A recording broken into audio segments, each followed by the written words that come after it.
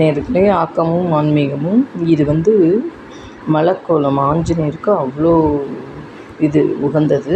புதன் வியாழன் இது செய்யலாம் நேர்களே. ஆக்கமும் ஆன்மீகமும் ஒரு அருமையான டிப்ஸ் சொல்கிறேன். ஆஞ்சநேயர் ஸ்ரீராம ஜெயம் எழுதிட்டு 7 6 5 4 3 2 3 மலக்கோலம் கர்வாக போட்டு ஸ்ரீராம ஜெயம் எழுதி இது புதன்கிழமை வியாழக்கிழமை செஞ்சோன்னு வச்சுக்கோங்க.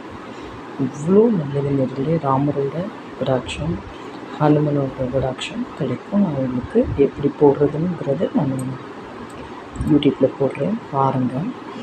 அதே போல் அந்த கோலம் வரைகிறப்ப போட்டு வச்சு அழகாக ஸ்ரத்தையாக ஹனுமனை நினச்சி ஏதோ ஒரு நெருதியம் பண்ணி செஞ்சீங்கன்னா அவ்வளோ நல்லது நேர்களே.